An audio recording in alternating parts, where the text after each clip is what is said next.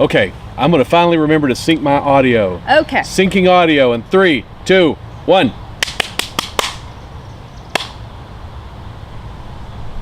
Just in case. All the smacks.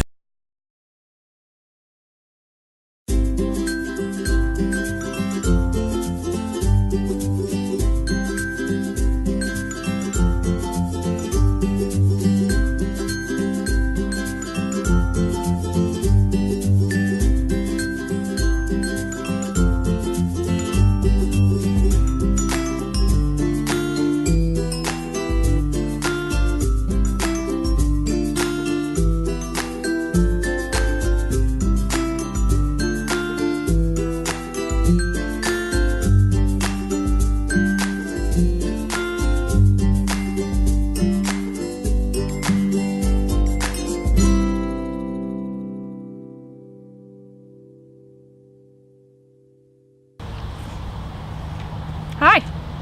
Look at this. We're free. We're outside. We've been released from the compound. That's right. This is actually a great big kind of silo area that they put a blacktop on. Yeah, it's like surrounded by buildings. Yeah. It's like a... So we get on it down in the lower levels of the Technobohemia compound, and the elevator just pushes it straight up the top with all the cars and everything. Yeah, the problem was we were getting really bad vitamin D deficiencies. Oh, yeah. Never see the sun. Yeah. So we're outside. So welcome. We're outside. We're not coming to you live this time. Let's be honest. We would have maybe 1 or 2 people who we truly appreciate, but we were cramped in there, and it's such a beautiful day. We're like, let's just record this one. We're doing it a little bit earlier, so it's sunny and nice outside. So here we go. And what are we doing? We got a list for you. We got a list of fun things coming up in the area. We did this in the fall. Yes. Where we went over things, because we're Halloween nuts. And we went over a lot of the Halloween stuff and fall festival stuff. Yes. We're consciously trying not to be an events thing. Yes. That's not what we want to do, but I mean, this is part of living in Johnson City in East Tennessee. Yeah. Well, and also part of it is we are now going into summer when all the festivals happen, obviously. Right. So you should probably go to some of those. Yeah, we have some good ones. There was a time, here I go again, back in my day. Oh, yeah, okay, there we go. Back in my day, there were no real festivals. We would have, Johnson City had a Spring Fest, which I would love to see come back. Back then, in Spring Fest, citizens of Johnson City would get a Spring Fest party pack from the city, and they would give you cups and plates and everything you need to have a picnic, and they encouraged neighborhoods to invite everybody over and just have a Spring Fest picnic. And so I went to people, I didn't even know them, but they had the big Spring Fest signs up, and we would go and have picnics, and I just thought that was the best thing. That would be cool to have a joint Spring Fest in Founders Park and the new park next to Atlantic Ale House. Oh yeah, that would be great. So you had to kind of picnic. walk back and forth a little bit to see both of them. I think that would be great. Maybe talking to some people about that. If you're interested in a Spring Fest kind of thing, leave us some comments. Let us know. But instead of talking about fanciful things that don't exist, let's get the list. Yeah. Let's talk about. I don't know how many we're gonna have, so I'm gonna try to keep track of how many good events. This is by no means a definitive list. No, and we have a few rules. They have to be within the area. So Kingsport, Bristol, Johnson City, Elizabethton, I guess. We'll count it. We'll count it because there's only one on there that's in Elizabethton. So in the area. And it has to be in the summer. We're aiming for summer events right now. I knew there was another because let's be honest, we're going to want to go outside again in the fall and do this again. So ooh, yeah, when it's all golden around us. It'll be great. So the first one coming up is actually. Look at you with your movie star light, by the way. I was just looking at the lighting has hit Bailey perfectly, and I'm fully taking credit for it. He's taking credit for the sun. That too. And the dappling leaves. Well, the first one is actually Saturday. Yeah, and I look forward to so many things locally Saturday. Of course, I'm out of town. I have a gig, so I don't get to participate in any of these things. And I think I would try to make most of these. First, we have the food truck rally at the pavilion downtown. Yeah, and it's a $5 entry for a day. It says $5 day pass. It's a day pass. Yeah, you pay $5 to get. I think you pay $5 to get in to access all of the trucks. It just kind of pays for the event. It's not a profit thing. We have a list of the trucks that are going to be there. We've got Mimi's Cookies and Creamery. I'll get back to that. I have to. Maybe you know more about it than I do, but I'll get back to it. Foodie Fiction. Foodie Fiction's good stuff. They got a good burger. They got mac and cheese, deep fried mac and cheese. Opie's Pizza Wagon. Not eating their food. My sister loves them. Let's Taco About It. Joe Bill's Barbecue and Project Waffle. Oh, right on. Project Waffle.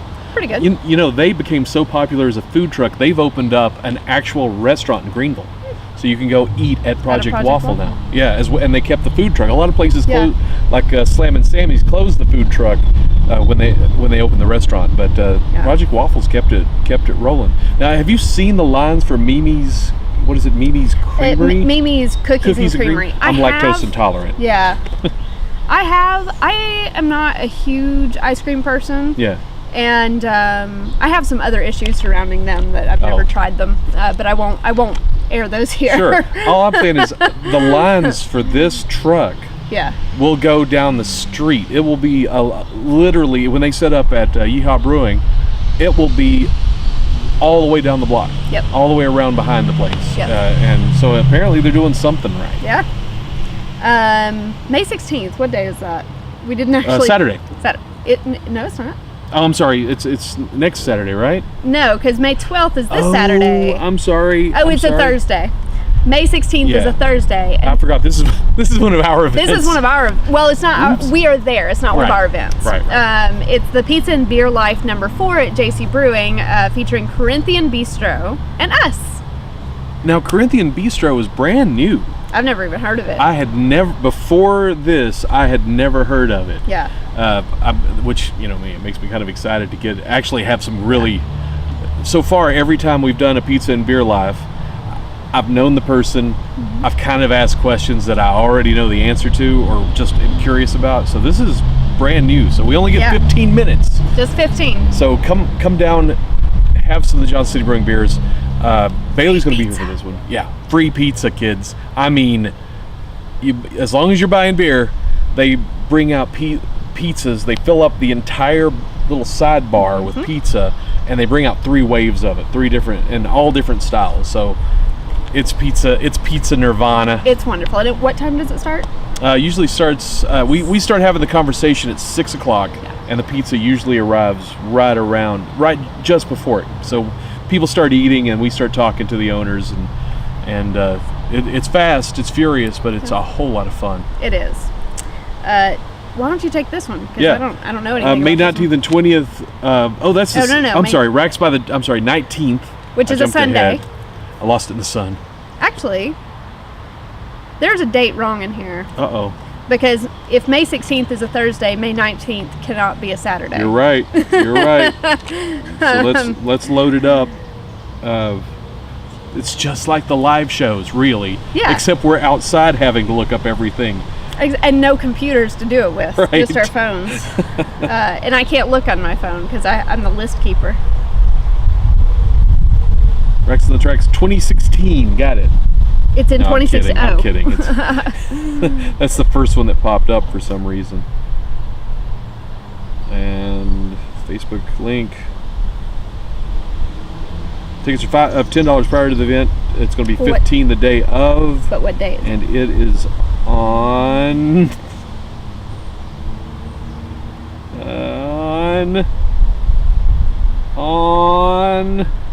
Saturday, May 19th at noon. Okay, then the Pizza and Beer Life number 4 at JCB is on May 17th. Yes. So now, luckily we found that out, so we know what day to show up on. Well, I was sitting here trying to do the math, and I was like, thank you. That does not make sense. Yeah, Rex by the Track is going to be 2018. They've got a bunch of bands. Well, what is it? Rex by the Track. It's a festival in Bristol. Lots of barbecue, lots of food, fun for the kids, and then of course, I think the headliner Aaron Tippin is the headliner. So if you're into the the countryside of things, you want to check him out. Libation Station has a beer tasting. The Libation Station is one of my favorite places. I got to talk to the people from Libation Station one day. And that's 80 craft beers they're going to have from around the world. So it's a beer fest. It's a barbecue also fest. Wine. I saw there was wine tastings. Oh, yeah? Yeah. Right on. I mean, this is overwhelming, all the information. 72-hour online flash sale allows you to save $15 on a tasting ticket and $10 in content. Blah, blah, blah, blah, blah. Racksbythetracks.com. Look it up yourself. Yeah. Sorry about that. I threw these together pretty quick, and apparently I got confused right around there. This one isn't really a festival, but I enjoy it. It's sort of historical stuff. Yeah, absolutely. May 19th and May 20th, that Saturday and Sunday. 24th annual Siege of Fort Watauga at Sycamore Shoals. So they do this every year where they do reenactments, and there's cool stuff you can do, like you could take kids and they can make candles, I think, and or just see sort of the historical how they lived, and that's at Sycamore Shoals, right? Yes. I believe I had a friend that performed in it one time. They reenact a native attack on the fort and how the locals fought off the invasion. But it's always something I've wanted to do. I want to go. I need to go to Sycamore Shoals a lot more. I went when I was a kid, and I've kind of neglected it. I love Sycamore Shoals. It's one of my favorite places to walk around here. Oh yeah. Like if I just want to go on a walk. See, Elizabethton's where it's at. I'm a big Elizabethton fan. The Scott Strawberry Festival's coming up May 19th. I mentioned that it's out of town. I know I'm breaking a rule. Well, it's within the area. But Scott Strawberries are the standard of strawberries. Mm-hmm. I'm a huge strawberry fan, and I'm one of those people waiting in line sometimes to get my Scott Strawberries off the side of the road. Yeah. And the festival, it's a real community festival. I mean, it's a small town. Unicoi is a small town, yes. And so you get to see everything they got. Highly recommend that. That's coming up May 19th. May 19th. Gosh, May 19th is one of those cosmic days. I know that so much happens. is happening. And then the next one on our list. That's right. Coming up just a couple weeks later, June 1st and 2nd. The Blue Plum Festival. Absolutely. 19th. 19th Blue Plum Festival. Wow, we're getting some dramatic sunlight coming in through here. I'm just going to leave it. Just leave it. Listen to us. Yeah. We are ordained by God to send you this message. I feel like I need a gesture when the festival. Anyone who somehow hasn't heard of Blue Plum Festival, it is a music festival. Honestly, if they haven't heard of Blue Plum Festival, they're probably not watching the show. That's true. Or they've just randomly clicked on us on Facebook or YouTube. Appreciate it. Blue Plum Festival, a lot of food trucks, a lot of music, a lot of beer, a lot of bands. A lot of bands. Let's see, Ed Snodderly is performing. If you know anything about local music, he is a staple. And I wonder if our friend Terry didn't have a lot to do with selecting the lineup, because like Dr. Ocular is going to be here, Daniel Cooper Band, Seth Thomas, Big Daddy Love is going to be a headliner. So it's a great lineup, classic Americana that they love downtown. I'm wanting a Johnson City Blues Fest so bad. I'm about ready to start one myself. I know. The festival is free, but if you want to drink beer in designated areas, you have to pay $5 for a wristband. And that's the big beer fest they have there. They have a big beer garden. Well, no, not just that. No? No, that if you just want to drink in the festival. Oh, you mean at all? Oh, I'm sorry. Yeah. My mistake. No, actually, if you want to go to one of the beer events, I think that's like $20 or $30. That's a totally separate thing. My mistake. Yeah. I got you. I'm glad I said that though. Yeah. So now we all are on the same page. Yeah. And during the Blue Plum, there's always the Rotten Plum. Oh yeah. If you haven't heard of the Rotten Plum, I'm not surprised. You probably don't hang out at the Hideaway a lot.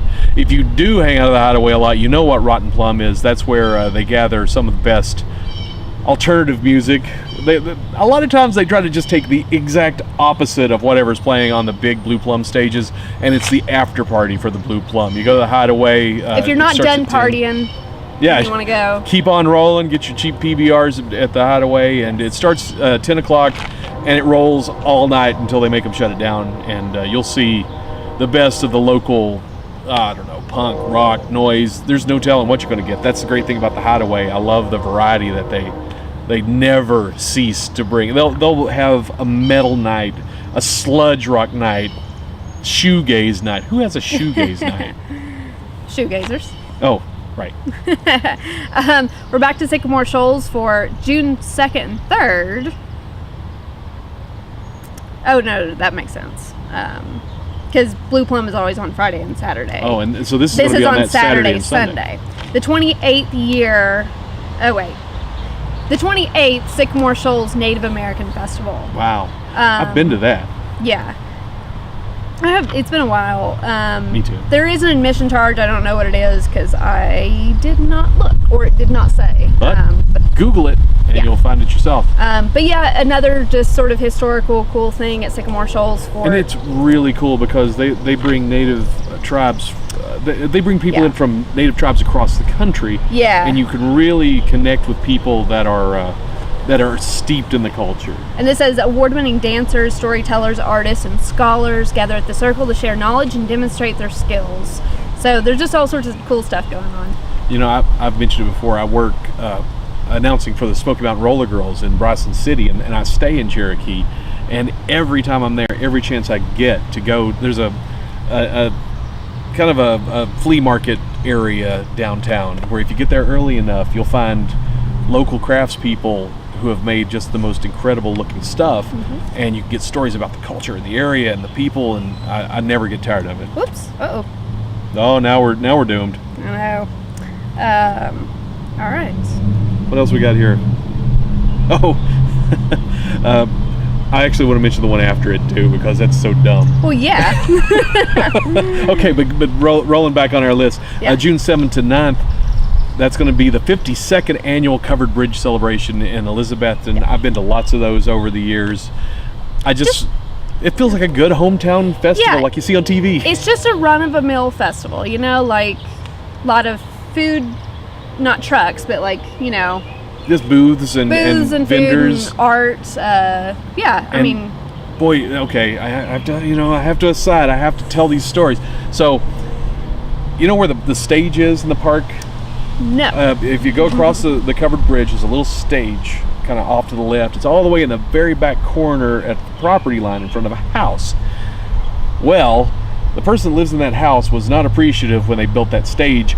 I mean, their front door is 20 feet from the stage. And the city just dropped the stage right there. So they literally call the police every time a band plays in the park. I bet the police at this point are sort of like, right.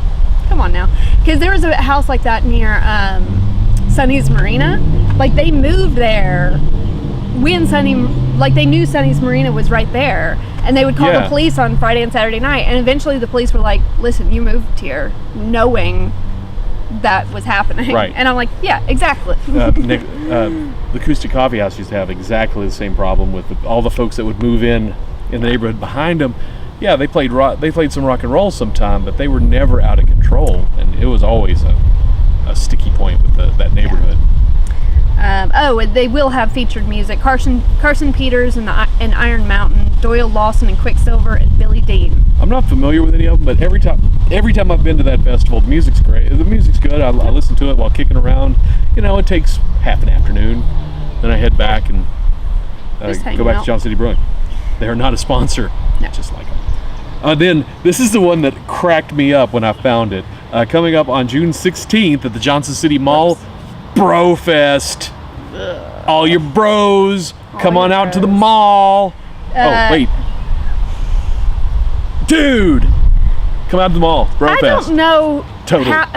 In what way I should be embarrassed in this moment. I'm very conflicted. There's so many to choose from. There's so many things. But Brofest it's one of those mall festivals where they're trying to bring you out to shop and food trucks, disc golf, motorcycle sales and service, or Yamaha, Kawasaki, and KTM motorcycle sales and service. Tailor-made barbershop. We'll be doing on-site cuts and fades. So if you need a cut and fade, I need a cut and fade. Cut and fade. Yeah. If you're a bro and you love the mall. And it's it's a shopping opportunity. But if you look, I recommend go to this Facebook event because they pick the most bro-y pros in the photographs. They're trying to get the college kids in. Ugh. Bruh. No. Yeah, bruh. No. I'm gonna start saying bruh. Please don't. What else we got coming up? RobCon. This is another one of yours. RobCon. I put it in because I'm Yeah. at RobCon. I'm going to be doing the costume contest. It's a sci-fi convention, comic book convention, a little of everything. This year it's exploded. They had been on State Street, Bristol for years. They moved up to the Paramount. They outgrew the Paramount. They moved to Viking Hall. They were there a few years. It got big. They put all the vendors in the big fish bowl of Viking Hall. They've outgrown it. Wow. They've moved to the MetaView Conference Center in Kingsport this year, and they're adding panels and programming. Nice. And even more vendors. It's more of everything. And poor Diana, the organizer, is just constantly just running around like whenever I see her on Facebook, I'm like, oh, you poor thing. I ain't volunteering. No way. But I'll be doing the costume contest, and I think that's really all I do. I may be interviewing some panelists. And that'll be July 27th through 29th. Yeah, it's a good time. It's another one of those things that all my regional nerds that I only get to see occasionally separately. This is the only time you can catch them all in one place, and it's always a whole lot of fun for me, at least. Yeah. About a month later, no, not a month, a few weeks later is Little Chicago Downtown Music and Arts Festival, and that is August 10th through 11th. Again, just a cool street festival with music. And the slight difference, and it's, I'm going to fall into the trap I should not fall into. I'm going to compare Blue Plum and Little Chicago, but I think it's worth doing because if you're not in downtown and you're not in the culture all the time, you may not get it. Blue Plum has a lot of events, a lot of bands that are a little bigger, I guess you could call it. They bring in some bigger names. They have a Ferris wheel, and that's at Founders Park. Little Chicago Art and Music Festival takes up downtown again. It's on Main Street, Market Street, and so is Blue Plum. Are they back down into the streets again? Yeah, remember they split it this past year, Oh, didn't they? see, I had a gig this year again, so I think they split it. Oh, okay. Well, at least they're starting to reach back out Yeah. to the streets. I will say, now that I'm thinking about it, I could be wrong, but I'm pretty sure after the debacle year, right. they sort of I can see them, because the reason Little Chicago came into existence is because when Blue Plum moved into Founders Park, and I mean, they had some missteps where they closed it off and stuff, but that's neither here nor there. But the point is, they moved it to Founders Park to get people down there for the festival. All the merchants said, hey, this was our big weekend, and you're costing us money because people are not going to walk through downtown. Yeah. So they created their own festival, the Little Chicago Festival, and they tend to get more. The bands are the local bands, the people that have roots here in town, or at least in the Tri-Cities. And it has a really great vibe because anytime people are shopping downtown and running up and down the streets, I get happy. And I would give you more information about like who's playing, but they don't have it up yet. Yeah, so. I don't think they've announced it. They're still looking for bands, so if you know a band, encourage them. Something okay? I was checking to make sure the little red light was still on. I got paranoid after our last adventures. So the next one up is Meet the Mountains Festival, which is new. That's August 24th through 25th. We talked about this a few episodes ago. It's still so new. There's not a lot of information, but from what I've read, they're inviting outdoor companies, outdoor specialty places to come set up in Founders Park and set up different demonstrations, rides, and then they're going to separate different events across the area. They're going to be in Kingsport, Johnson City. Yeah, what this says is while Founders Park will serve as the heart or base camp of the festival, recreational off-site events will be held in nearby Irwin and Elizabeth. Oh, Irwin's in it. Oh, cool. That's awesome. Irwin doesn't get enough shout-outs. There's some cool stuff in Irwin. I like Irwin.